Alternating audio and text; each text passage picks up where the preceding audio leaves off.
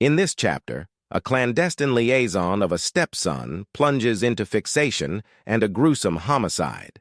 Let's delve into the specifics. Maria Rodart Sullivan, a lively 38-year-old woman recognized for her artistic flair and benevolent spirit, resided in Somerville, a quaint South Carolinian town celebrated for its enchanting city center and the yearly Flower Town Festival. Maria earned her living as a freelance artist, crafting stunning paintings and sculptures that she marketed at nearby art exhibitions and galleries.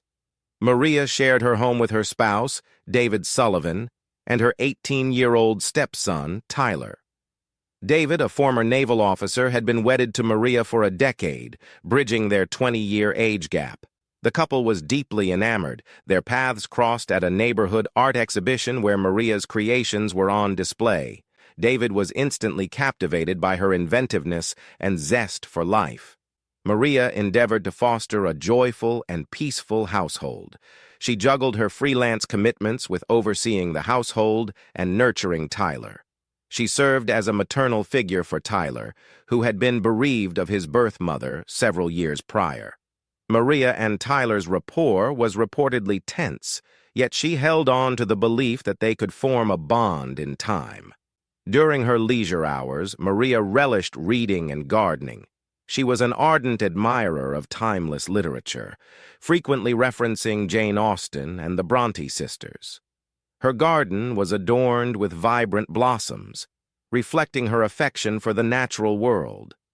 Maria was also an active participant in the local community, offering her services at the Somerville Public Library and engaging in community events. In the final days before her demise, Maria was enthusiastic about a new artistic endeavor. She was developing a collection of sculptures influenced by the native fauna and scenery of South Carolina.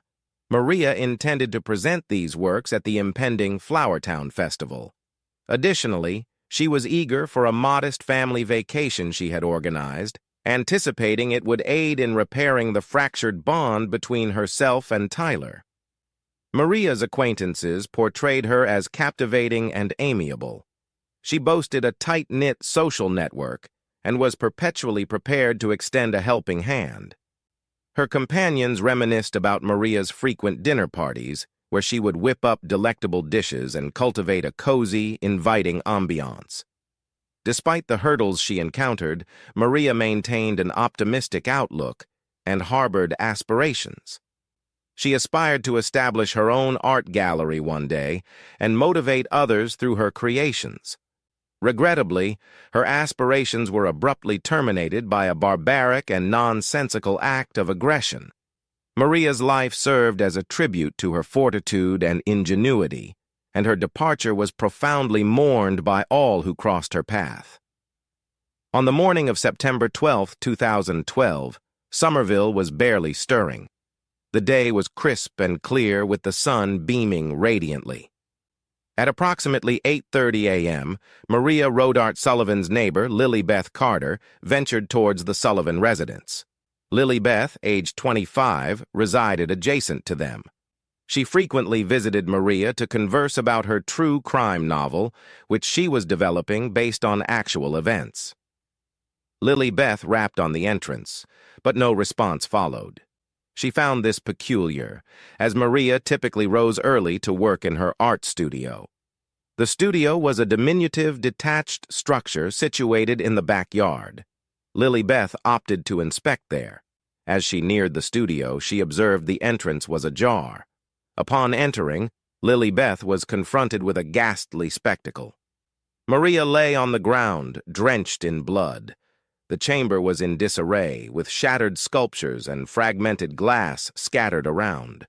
Maria's physique bore evidence of a savage altercation. Lily Beth was startled and appalled. Her hands quivered as she hastily dialed 911 on her mobile phone. The 911 operator soothed Lily Beth as effectively as possible and directed her to remain outside and await the authorities. Lily Beth, still in a state of shock, adhered to the guidelines. She stood in the yard, gazing at the studio, endeavoring to comprehend the sight she had just witnessed. The law enforcement officials arrived promptly. As they launched their inquiry, they observed the substantial sculpture near Maria's remains. It was evident this was the instrument employed to inflict numerous blunt force trauma injuries. The volume of blood and the condition of the studio pointed towards a frenzied assault. Lily Beth was interviewed by the police. She was still shaken but managed to provide a clear account of her mourning. She described her relationship with Maria and her reasons for visiting her. Detailed observations helped the investigators piece together the timeline of events leading up to the discovery of Maria's body. The discovery of Maria Rodart Sullivan's body marked the beginning of a complex and emotional investigation. Her friends and neighbors were left in shock, struggling to understand how such a brutal crime could happen in their peaceful community. Continued in the next comment due to character limit. The police arrived at the Sullivan house on the morning of September 12, 2012, knowing they had a serious crime on their hands. It was a sunny day in Somerville, and the peaceful neighborhood was quickly disturbed by the flashing lights and sirens of police cars. Detective Martin Coco, a seasoned investigator known for his thoroughness, led the team. With him was Officer Julia Montes, who was respected for her calm and methodical approach.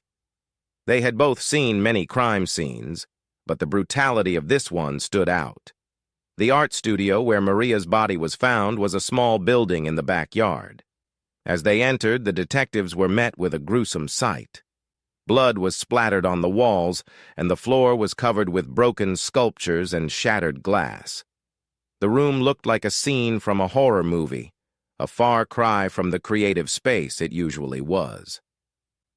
Maria's body lay on the floor, showing signs of a violent struggle. It was clear that she had been beaten to death with a heavy sculpture found nearby. The sculpture was stained with blood, indicating it was the murder weapon. Maria had multiple blunt force trauma injuries, suggesting a frenzied and brutal attack. The police immediately began their investigation. They cordoned off the area to preserve evidence. Detective Coco and Officer Montes carefully examined the crime scene, looking for any clues. They used advanced forensic techniques, including fingerprint dusting and blood pattern analysis, to piece together what had happened. The detectives worked quickly but meticulously.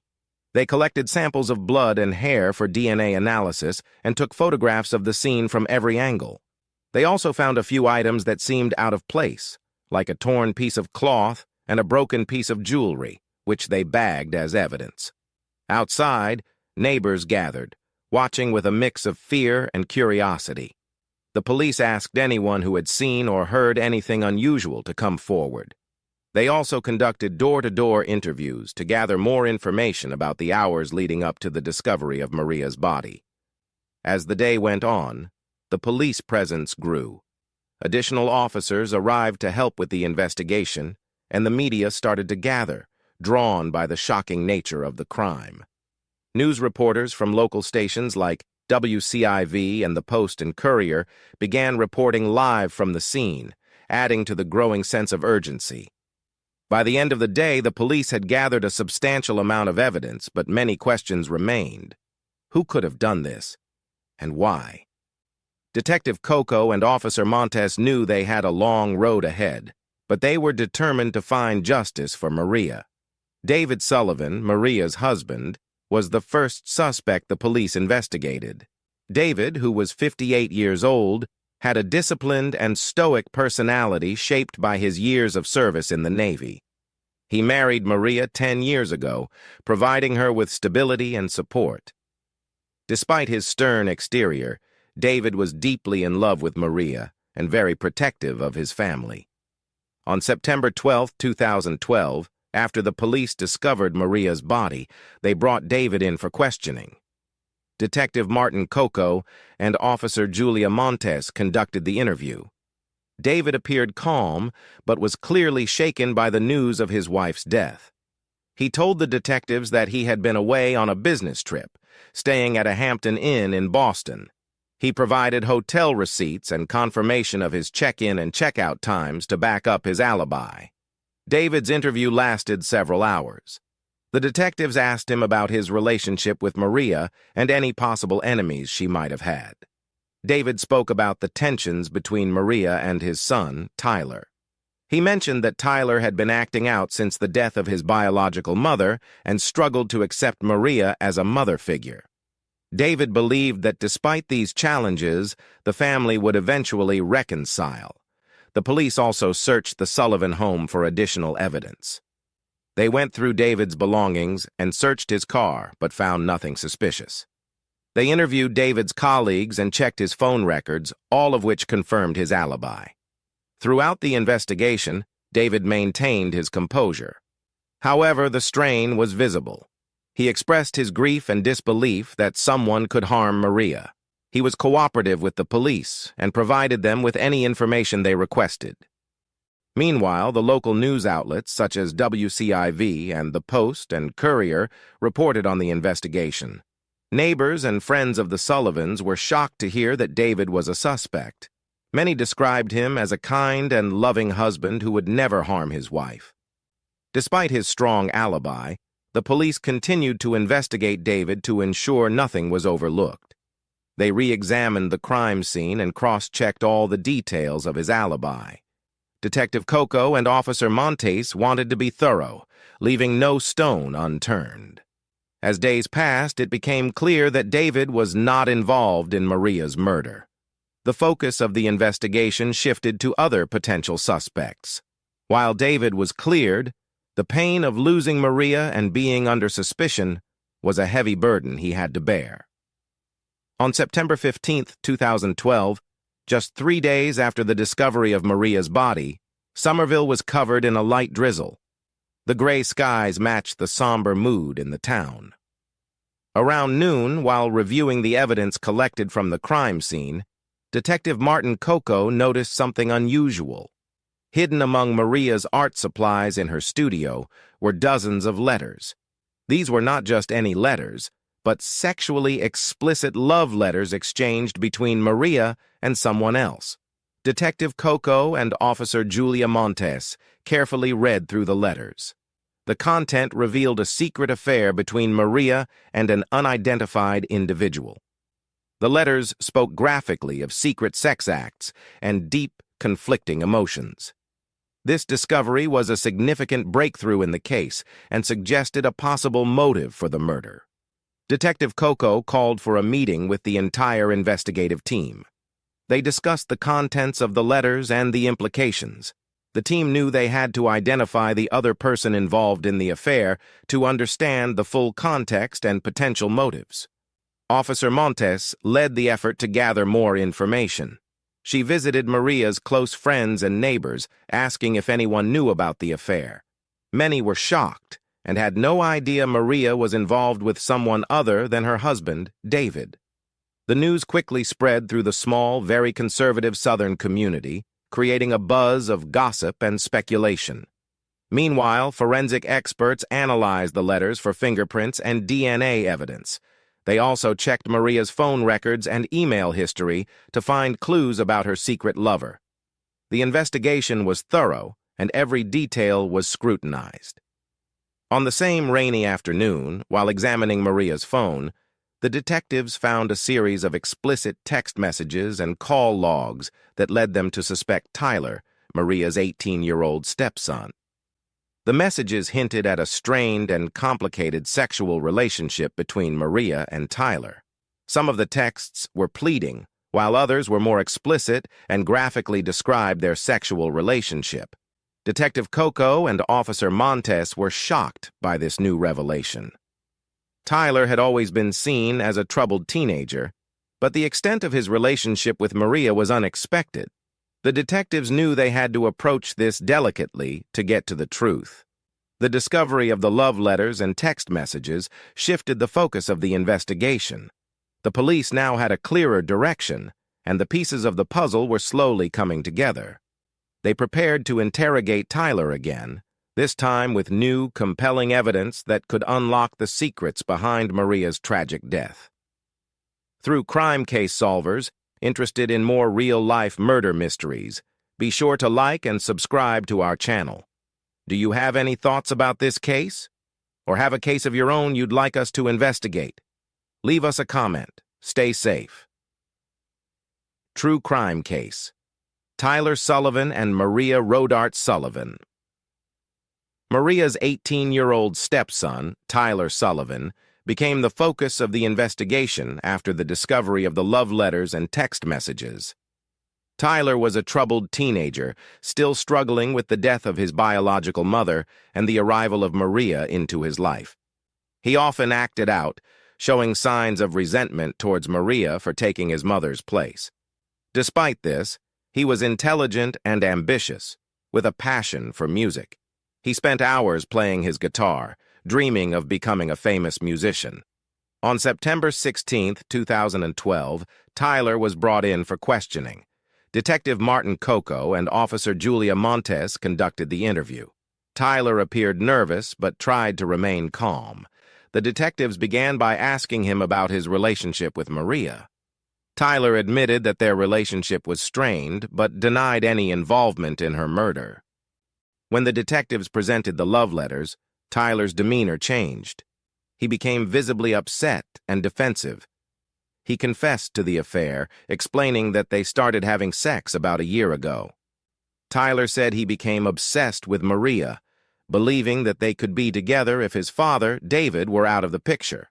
However, Maria tried to end the affair and focus on her marriage, which frustrated Tyler. The detectives pressed Tyler for more details. They asked him about the night of Maria's murder.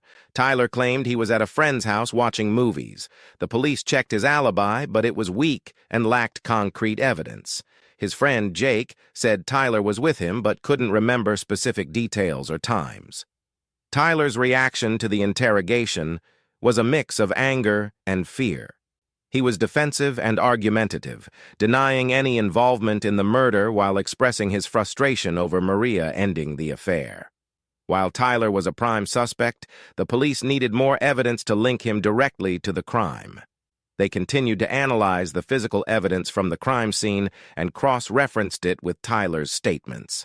The detectives also reviewed security camera footage from the neighborhood, hoping to find any inconsistencies in Tyler's alibi. The investigation into Tyler was intense and thorough. Detective Coco and Officer Montes were determined to uncover the truth. They knew Tyler had a motive, but they needed solid evidence to prove his involvement. The love letters and text messages were crucial, but they had to build a strong case. The investigation was far from over, and the detectives continued to piece together the puzzle. Tyler remained a key figure in the case, and the police were determined to find justice for Maria. Lily Beth Carter, the Sullivans' 25-year-old neighbor, became another person of interest in the investigation. Lily Beth lived next door and frequently visited the Sullivan house. She had a keen interest in true crime stories and was working on a novel based on real-life events. Lily Beth was known for her observant nature and was often seen taking notes and photos around the neighborhood. On September 17, 2012, the police brought Lily Beth in for questioning. Detective Martin Coco and Officer Julia Montes conducted the interview. Lily Beth appeared calm and cooperative. She explained that she had a passion for writing and was fascinated by true crime. She often visited Maria to discuss her novel and get feedback on her writing. The detectives asked Lily Beth about the morning she discovered Maria's body. Lily Beth recounted the events in detail, describing how she found the studio door slightly open and discovered Maria lying on the floor. She spoke about her shock and horror and how she immediately called 911. The detectives noted that Lily Beth's account was consistent with the initial report. As the questioning continued, the detectives probed deeper into Lily Beth's relationship with the Sullivans. Lily Beth admitted that she often observed the family dynamics, noting the tension between Maria and Tyler. She also mentioned that she had seen Tyler acting suspiciously on several occasions, but didn't think much of it at the time. The detectives asked Lily Beth about her interest in true crime and whether it influenced her actions. Lily Beth explained that her interest was purely academic and creative. She was writing a novel and used her observations to create realistic characters and scenarios. She denied any involvement in Maria's murder and insisted that she was just a concerned neighbor. Lily Beth's calm and cooperative demeanor made it difficult for the detectives to determine if she was hiding anything. They decided to search her house for any evidence that might link her to the crime. They found several notebooks filled with detailed observations about the neighborhood and the Sullivans, but nothing directly incriminating. Despite her cooperation, Lily Beth remained a person of interest. The detectives continued to monitor her closely, looking for any inconsistencies in her story. They also reviewed the security footage from the neighborhood, hoping to find any evidence that could either implicate or clear her. The investigation into Lily Beth continued, and the detectives faced the challenge of distinguishing between her genuine interest in true crime and any potential involvement in Maria's death. The complexity of the case deepened, but the police remained committed to finding the truth and bringing justice for Maria. On September 20th, 2012, the investigation took a significant turn.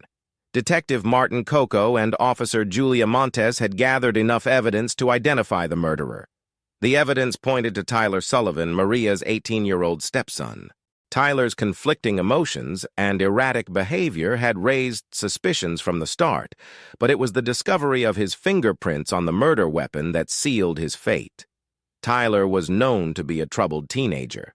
He struggled with the recent death of his biological mother and resented Maria for taking her place.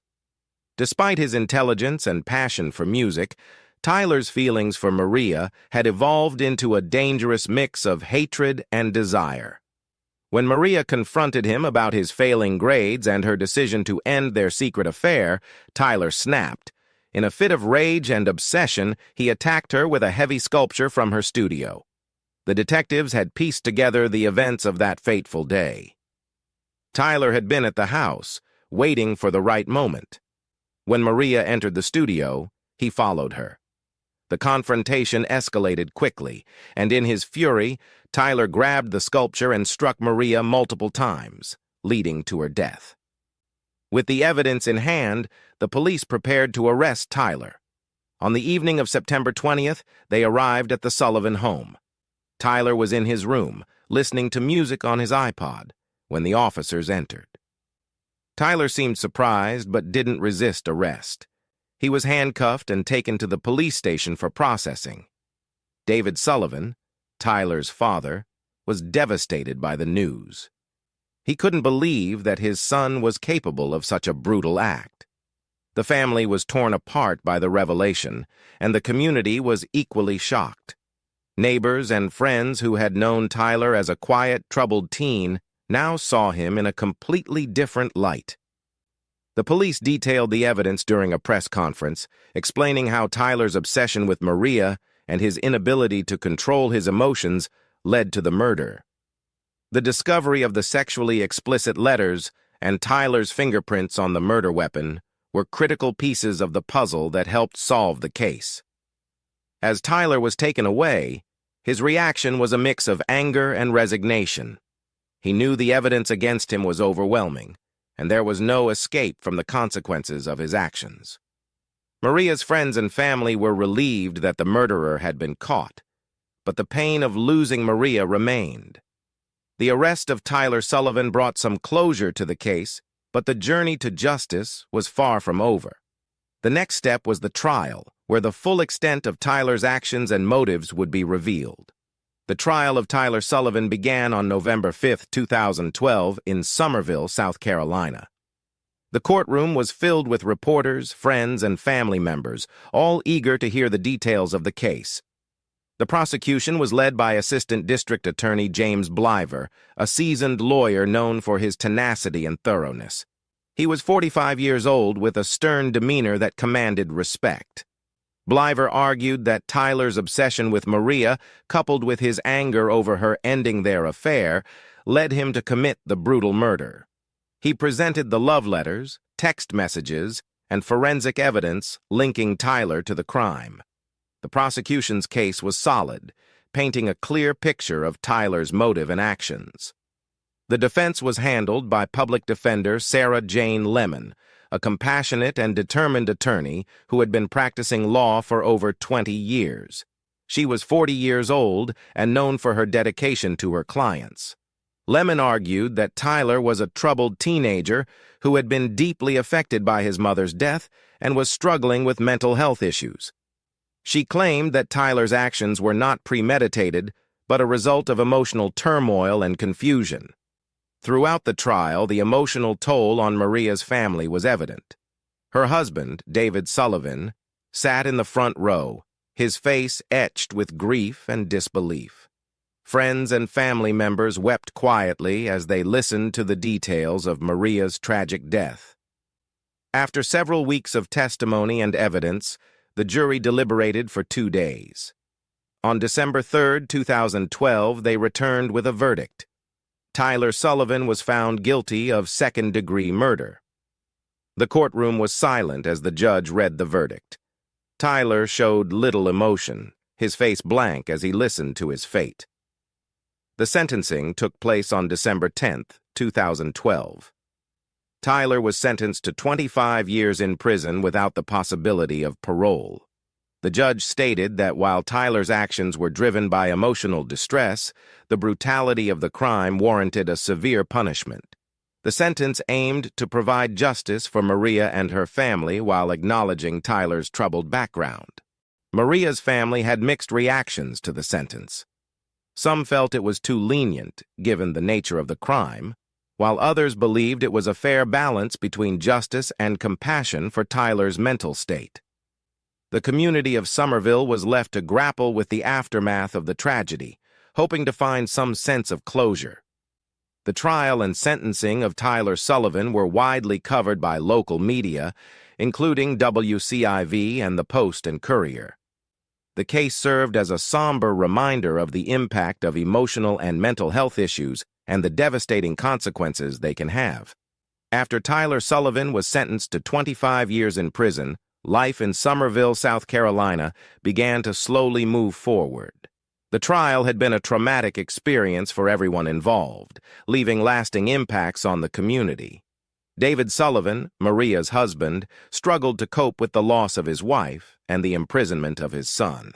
He took a leave of absence from his job and sought counseling to deal with his grief and the overwhelming sense of betrayal. Friends and neighbors provided support, but David often felt isolated.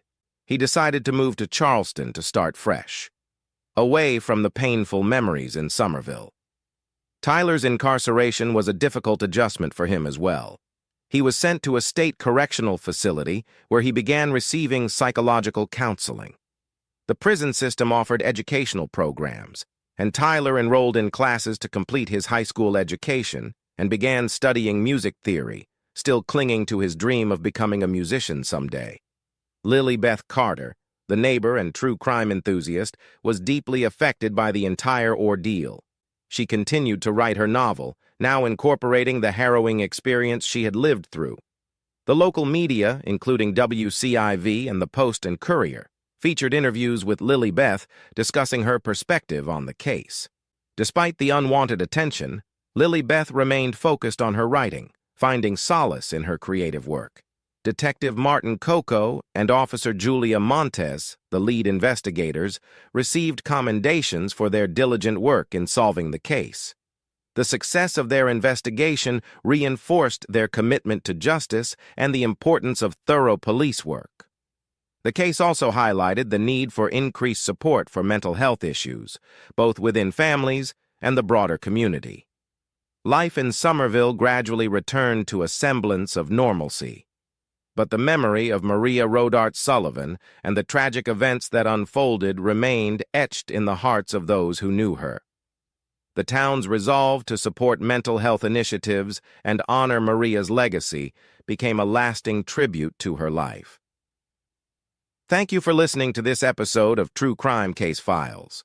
The tragic story of Maria Rodart Sullivan reminds us of the complexities of human relationships and the dark paths obsession can lead us down. Join us next time as we explore another case in our pursuit of truth and justice. Stay safe.